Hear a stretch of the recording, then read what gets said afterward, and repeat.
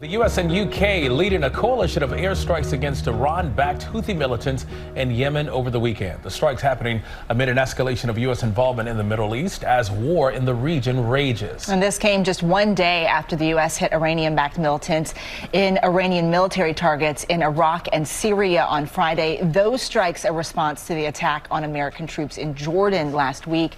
And here to discuss is ABC News senior White House correspondent Selina Wang. Thanks, Selina, for being with us. Let's first talk about those airstrikes in Yemen. Officials have stressed that they were not part of the U.S. response to the attacks in Jordan. So what is the White House saying led to this? Hey, good afternoon, Eva. So yeah, the White House is saying that that is in response to the Houthi militant attacks on commercial shipping in the Red Sea. The White House stressing that this is separate from the U.S. strikes that are aimed at stopping those continued attacks on U.S. forces in Iraq and Syria throughout the region. Now, the Houthi militants, they have been relentlessly going after ships in the Red Sea. They say that this is in protest of the war in Gaza. However, many of their attacks, they are on ships that have no clear connection to Israel or the war. Now, the purpose of these U.S. strikes, which there have been a few with this international coalition, it is to try and degrade and weaken the capabilities of these Houthis so they cannot easily go after these ships. However, every time, including this time, the Houthis, they vow to take revenge. So let's talk about the airstrikes in Syria and Iraq. What is the White House saying? Yeah, so the White House is saying that these strikes were successful, that they hit the targets they intended to, more than 85 targets across 7 different locations in both Iraq and Syria. Again, the White House stressing that the purpose of this is deterrence, to stop these further attacks. There have been more than 160 attacks on U.S. forces in the region, not for this war to widen or escalate. The White House National Security Advisor told ABC that the U.S. will take more action in response to the attack in Jordan last week. What does that look like?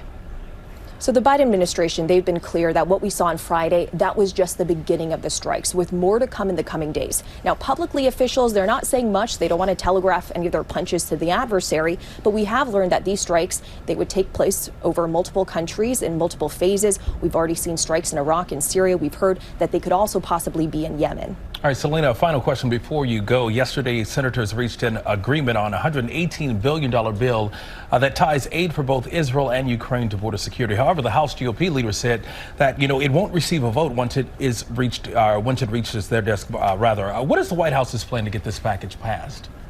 Well, look, President Biden, he says, urging Congress, he's saying, let's get this done quickly, immediately get it to my desk so I can sign this. This has been months in the making. The White House has played a role in negotiating this very painstaking document that has been very difficult to get to this point. But already, as you say, House Speaker Mike Johnson, there's already pushback. He's saying it's dead on arrival in the House. And the president's message to the House is, do you want to keep on playing politics with the border, or are you going to get this done and get this to me? We know that aid to Ukraine has been a critical priority for the president. He said multiple times that failing to pass this supplemental, that would be handing the greatest gift Vladimir Putin could ever receive. And this White House, this administration has made some serious compromises on border security to get it to this point. The president, all he can do right now is urge Congress. All right, Selina Wang, thank you so much. Well, hey there, GMA fans. Robin Roberts here. Thanks for checking out our YouTube channel. Lots of great stuff here. So go on, click the subscribe button right over here to get more of awesome videos and content from GMA every day, anytime. We thank you for watching, and we'll see you in the morning on GMA.